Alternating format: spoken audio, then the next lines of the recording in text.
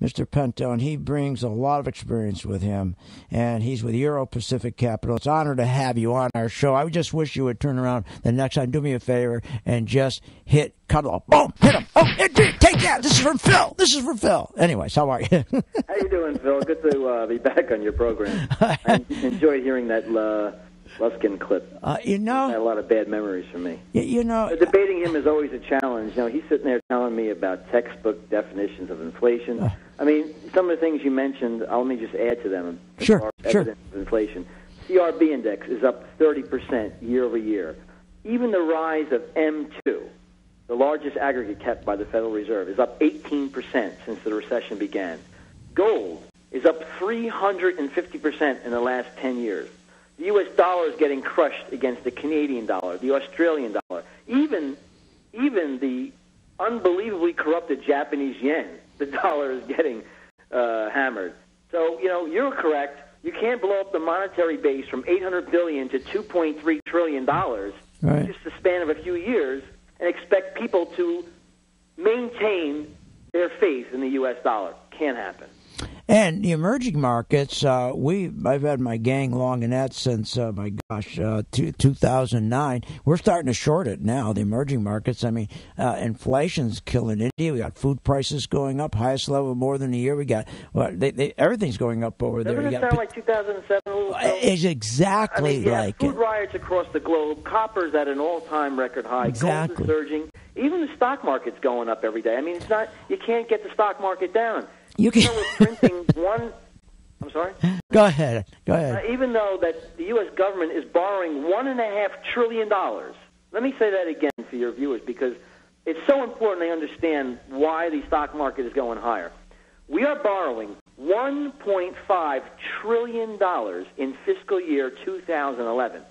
Now, even under the horrific George W. Bush, he had budget deficits of around $250 to $300 billion, which were all-time records at that time. We've upped it now under Obama to $1.5 trillion, and all we get for that is 36,000 people hired for the month of January. And this is a joke beyond belief.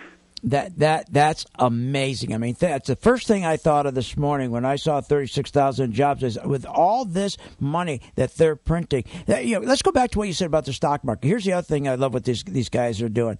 He's turning around. Bernanke is turning around and did the same thing with the housing market. This wealth he's going to create. And so now he turns around. And he says, "Oh, here's what I'm going to do. I'm going to print money, and I'm going to give my money to my pals here at 0%, and then they're going to go ahead and go in, and I'm going to make sure that the bonds aren't attractive. They go and buy stocks, and we'll keep pumping this thing up because, if I pump up the stock market, then you know what? People are going to feel good. They're going to start spending. We create jobs. Wait a minute.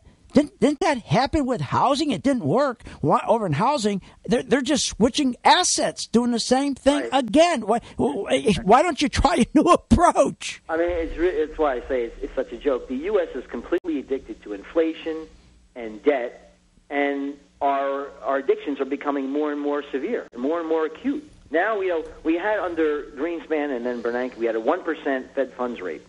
And Bernanke and Greenspan started to inch that up to 5.25. Then the wheels fell off the entire global economy.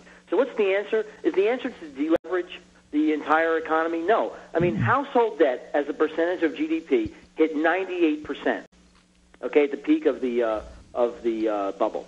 It's now all the way down to 91% of GDP. Yet the U.S. national debt has increased 90% in 4 years.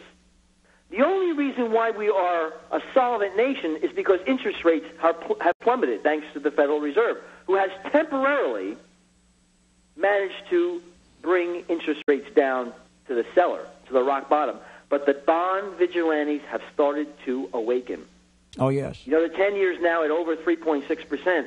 Yep. I can assure you, Phil, that in just a few years' time, we are going to have $15 trillion. Right now it's $9.5. We're going to have $15 trillion of publicly traded debt. Interest rates are going to rise either because Bernanke is going to have to start to fight the inflation that he has created, or the free market is going to take rates higher.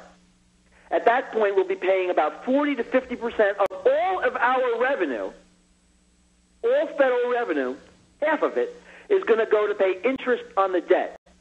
When that happens, interest rates are going to spiral out of control. Housing is already going to a double dip. Imagine what's going to happen when we have 10, 11, 12% interest rates, maybe even higher mortgage rates.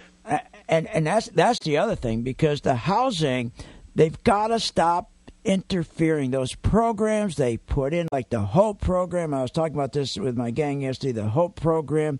They said, "Oh, so we're going to help 6 million people." They took 350 applications and had zero deals go through. And the ones that go through redefault. Exactly, redefault.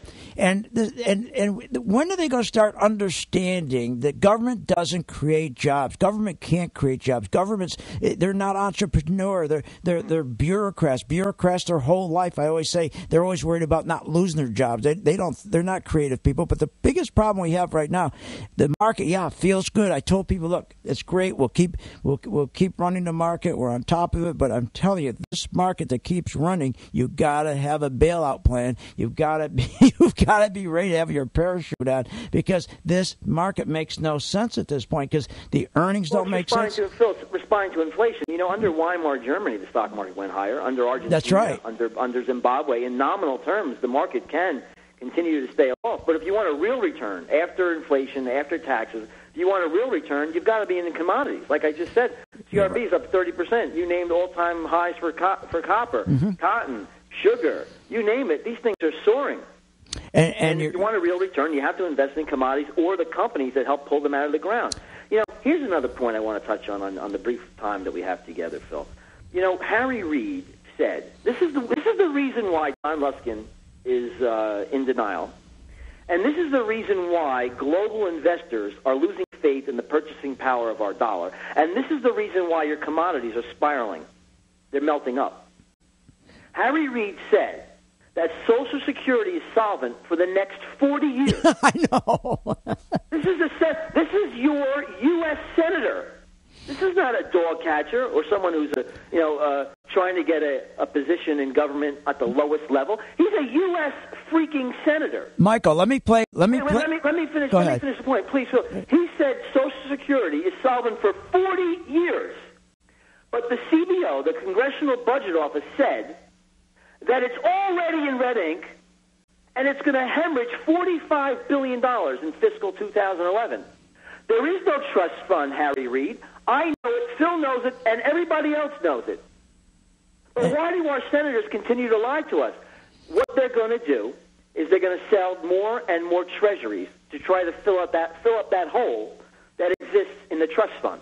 Exactly what they're doing. Here's the cut from what you're talking about. No Democratic leader has stood stronger and vowed to protect Social Security from cuts more than Senator Harry Reid. Social Security is a program that works. It's fully funded for the next 40 years. Stop picking on Social Security. Today, we're here to thank him and to let him know that we will be in the trenches fighting with him. I am 69 years old and I live in Henderson, Nevada. I'm 53 years old and work in a nursing home as a food services manager. I'm 61 years old and I served my country as a paratrooper in Vietnam. And then here's Wiener, this dope, Wiener. What are you talking about? It's a giant surplus in Social Security. You're completely wrong. I mean, Hannity says, well, wait about it. He's on Hannity. He goes, man, there's a giant surplus. What are you talking about? It's a giant surplus in Social Security. You're completely wrong. Oh, yeah, he's completely wrong. You had those clips prepared, Phil. That's wonderful. I didn't even know we were going to talk about that. That shows you how prepared you are. But that's unbelievable. I mean, everybody knows by now that the government taxes you. Okay, they put an IOU in the Social Security Trust Fund, and then they send the money over to the Treasury so they can spend it. There's nothing there. But Harry Reid, a U.S. senator, says it's fully funded and solvent for 40 years. The Congressional Budget Office also said something that's very shocking.